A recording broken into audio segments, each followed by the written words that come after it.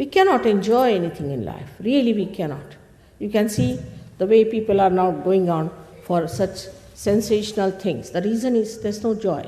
The sensitivity to joy is so reduced that I sometimes fear with all that they are doing, so fed up that they may have to put electrodes in their limbic area to get the joy instantly. They have become so very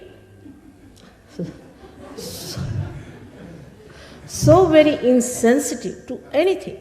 They will not laugh, they will not smile. They are so full of closed hearts and frightening things, whatever is said about human beings. Now, first thing you have to know, you don't have to suffer at all. Secondly, you don't have to judge yourself. Let your kundalini rise and judge you. You don't start judging yourself and condemning yourself. And another fashion, which is very common, is to feel guilty. From the very beginning, you start, I am afraid. What are you afraid of?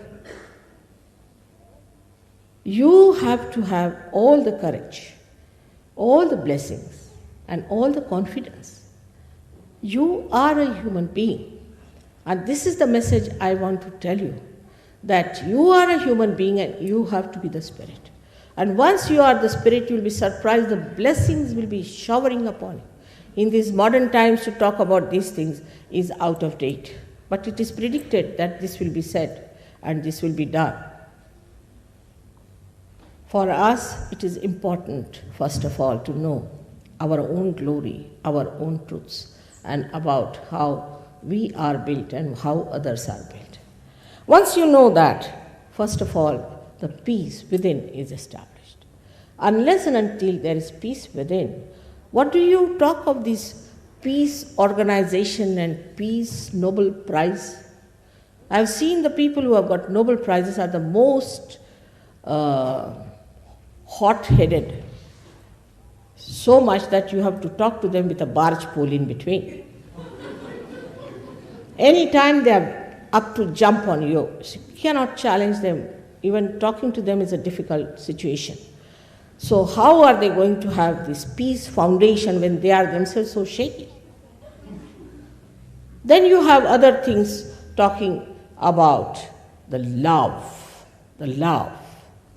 full of lust and greed. They love your purse, not you.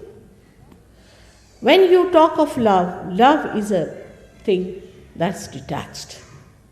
Like the sap in the tree rises, goes to all the leaves, all the trunk, all the flowers, all the fruits, and comes back. It's not attached. If it gets attached to one fruit, the tree will die and the fruit will die too. So this pure love or the divine love is detached.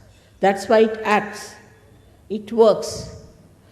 A person who is a realized soul is such a pure personality that even a glance of such a person can do lots of things.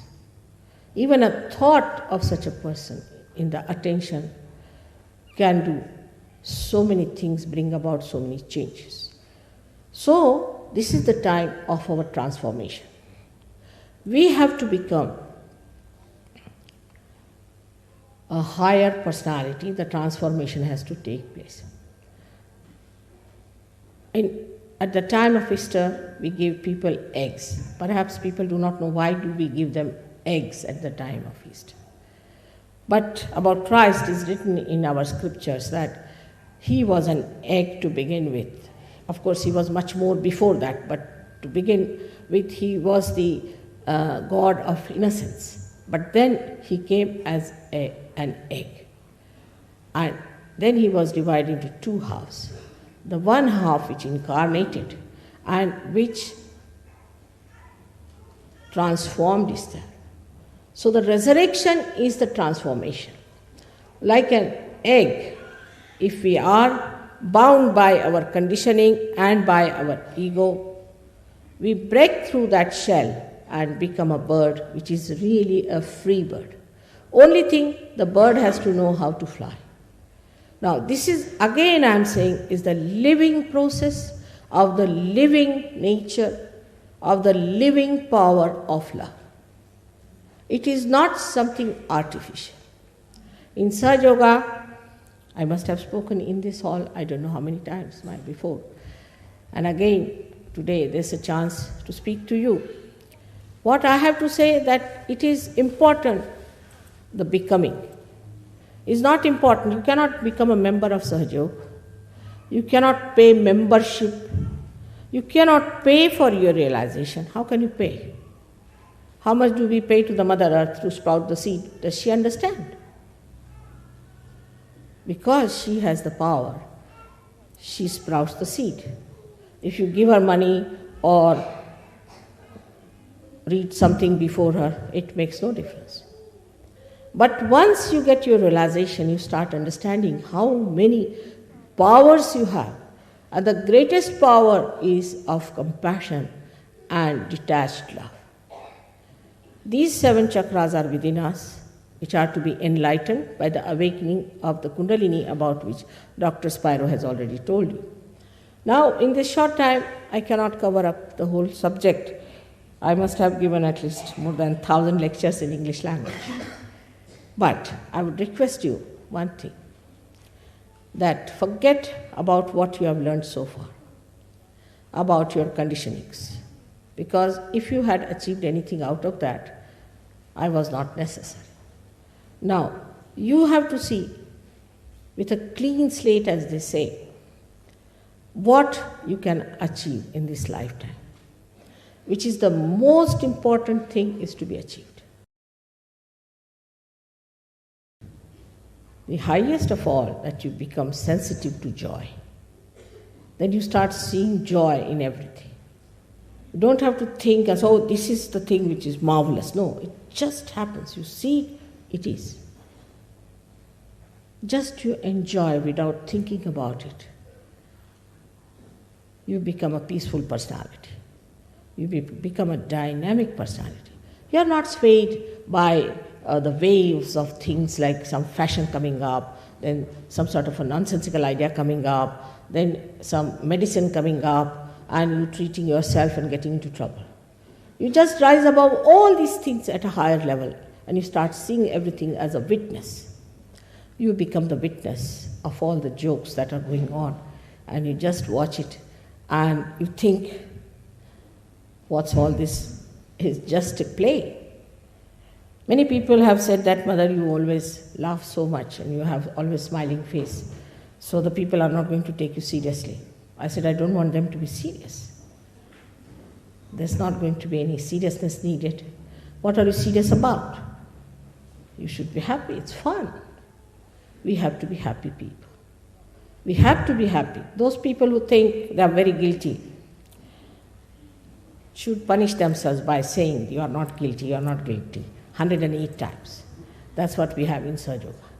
It's just a myth. All these are myths. We are working with myths and making our lives miserable, which is meant to be joy, happiness, and all the overflowing blessings of the divine. Whatever I'm telling you about, we have within ourselves all the great powers hidden of our brain, of our liver, of our heart. They are to be enlightened. And then in the light, you see everything.